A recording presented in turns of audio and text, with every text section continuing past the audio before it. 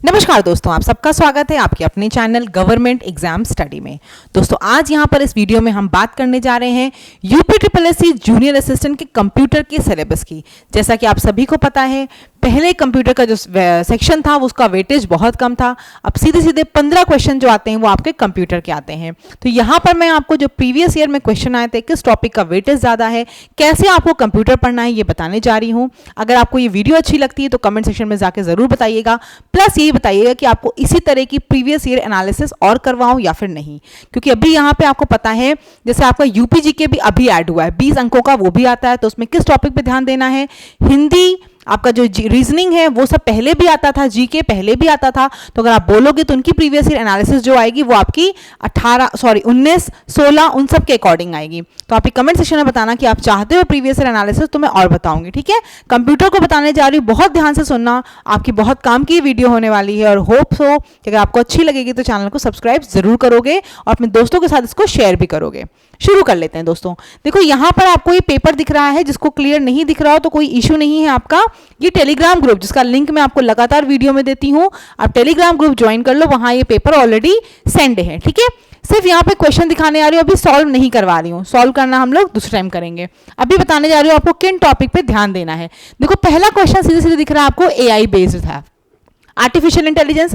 और इस साल तो अगर आर्टिफिशियल इंटेलिजेंस आएगा तो बहुत क्वेश्चन आ सकते हो कि आर्टिफिशियल इंटेलिजेंस में आपको पता है चैट बॉट से लेकर सब कुछ बहुत ज़्यादा चीज़ें हो चुकी हैं, रिवोल्यूशन हो चुका आर्टिफिशियल इंटेलिजेंस का, तो कुछ भी क्वेश्चन आ सकता है आर्टिफिशियल इंटेलिजेंस में बेस्ड।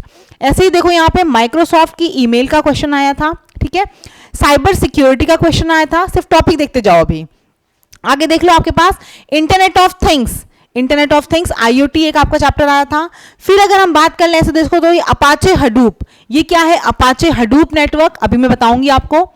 www यानी वर्ल्ड वाइड वेब के आविष्कारक कौन थे, सोशल मीडिया में हैशटैग का क्या था काम। तो देखो ये दो क्वेश्चन जो हैं, वर्ल्ड वाइड वेब और सोशल मीडिया वाला क्वेश्चन, ये दोनों तो मुझे पता आप सभी लोग बिना सोचे समझे कर लोगे। तो ऐसे देखो एक दो क्वेश्चन आपके 15 में से एक दो क्वेश्चन तो ऐसे डेफिनेटली आने वाले हैं जो आप कर लोगे। www का फुल फॉर्म पूछ लिया, वैन क्या है, लैन क्या है पूछ लिया, आपसे वाईफाई का फुल फॉर्म पूछ सकते हैं आपसे। ठीक है, या फिर आपसे सोशल मीडिया में से हैशटैग पूछा है, सोशल मीडिया में कुछ और जो आपके रिलेटेड चीजें हैं वो आपको पूछा जाएगा। तो दो मैं ये बता रही हूँ आपको, 15 में से 5 क्वेश्चन तो ऐसे होंगे जो आप इजीली कर लोगे। इसमें से हो सकता है क्वेश्चंस में आपको डाउट हो। अभी अगला देख लो सेक्शन। इसके बाद कंप्यूटर के सीपीयू में बहुत छोटे स्विच होते हैं, उन्हें क्या कहा जाता है आप बता लोगे, ये भी क्वेश्चन। पीपीटी का क्वेश्चन देखो, प्रेजेंटेशन की बात एक क्वेश्चन आ रहा है।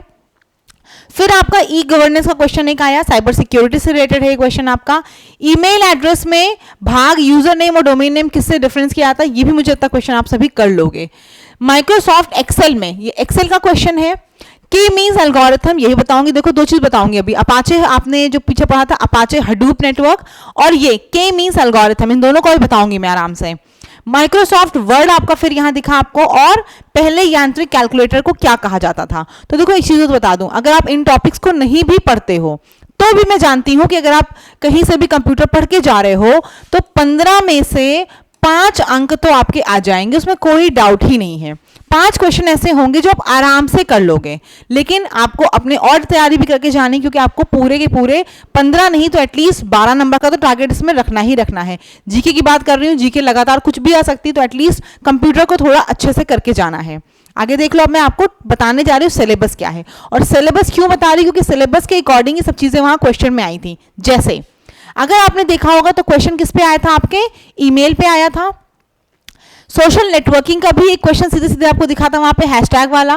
बात कर लो अगर स्प्रेडशीट की, तो एक्सेल की स्प्रेडशीट का क्वेश्चन आया था आपका। ई गवर्नेंस का क्वेश्चन आपका आया था पीछे, मतलब सारे टॉपिक आपको दिख रहे होंगे। इंटरनेट और वर्ल्ड वाइड वेब का तो क्वेश्चन पूछा ही गया था, किसने फाउंड किया था, किसका फाउंडर कौन था। आईटी का परिचय वगैरह नहीं आया था। साइबर सिक्योरिटी का क्वेश्चन आया था। ठीक है, साइबर सिक्योरिटी का एक क्वेश्चन आया था। आर्टिफिशियल इंटेलिजेंस का क्वेश्चन आया था, जैसे आप कृत्रिम बुद्धिमत्ता बोलते हो। और आपका कौन सा क्वेश्चन आया था दोस्तों, इंटरनेट ऑफ थिंग्स का भी एक क्वेश्चन आया था। ये जो है चीजों की इंटरनेट, ऐसे आईओटी बोलते हैं, इंटरनेट ऑफ थिंग्स। अब जो दो क्वेश्चन थे आपके, कौन से क्वेश्चन थे, अपाचे हडूप नेटवर्क और के लर्निंग एल्गोरिथम, वो दोनों दोस्तों इसके हैं।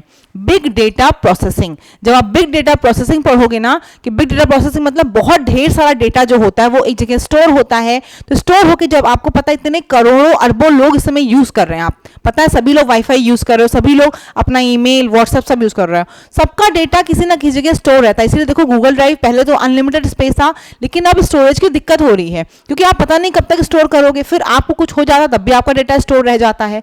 तो ये स्टोर कैसे होता है, इतना बिग डेटा प्रोसेसिंग कैसे होती, कैसे प्रोसेस होता है डेटा, कहाँ पे क्या रखा था, तो वो सब चीजें आपकी अपाचे हडूप नेटवर्क जो है ये सब आपका यही क्लाउड क्लस्टरिंग का काम करता है। तो ये आप जब पढ़ोगे तो पता चलेगा कि एल्गोरिथम भी उसी में यूज करती आती क्लस्टरिंग के लिए। ये सब टर्म्स अगर आप बताओगे तो मैं पढ़ाऊंगी आगे, नहीं तो अभी तक मैं नहीं पढ़ा रही हूँ, मैं आपको टॉपिक्स बता दे रही हूँ, आप खुद से इन सबको पढ़ सकते हो जो इंपॉर्टेंट टॉपिक्स हैं आपके एग्जाम में आते हैं। यहां पे बात कर लो, मैंने लिख दिया है कौन कौन से टॉपिक आपके पिछली बार पूछे गए थे, वही चीजें www पे बेस्ड कुछ भी क्वेश्चन आ सकता है, कौन फाउंडर है, कौन फुल फॉर्म है, हाइपर लिंक, ये सब जो क्वेश्चन आप पढ़ते थे, HTTP का फुल फॉर्म, ये सब तो पढ़ के जाना है, ये सब तो मतलब नई चीजें नहीं, पुरानी है जो आप लगातार पढ़ते आ रहे हैं, उनको तो पढ़ के जाना है, ठीक है। पावर पॉइंट के क्वेश्चन आपको पढ़ के जाना है और अच्छे क्वेश्चन पढ़ के आने, क्वेश्चन ऐसे नहीं आ रहे सिंपल पावर पॉइंट के, पावर पॉइंट पे बेस्ड क्वेश्चन अच्छे आ रहे हैं तो अच्छे क्वेश्चन पढ़ के जाना। एक्सेल ईमेल के बारे में थोड़ा सा पढ़ के जाना, जो सिंपल सा क्वेश्चन आया था डोमेन और यूजर नेम क्या है, पढ़ के जाना आप। साइबर सिक्योरिटी जरूर देख के जाना, उसमें कुछ कुछ टर्म्स होंगे आपके, कुछ कुछ क्वेश्चंस होंगे, साइबर सिक्योरिटी के बारे में जानकारी ले लेना।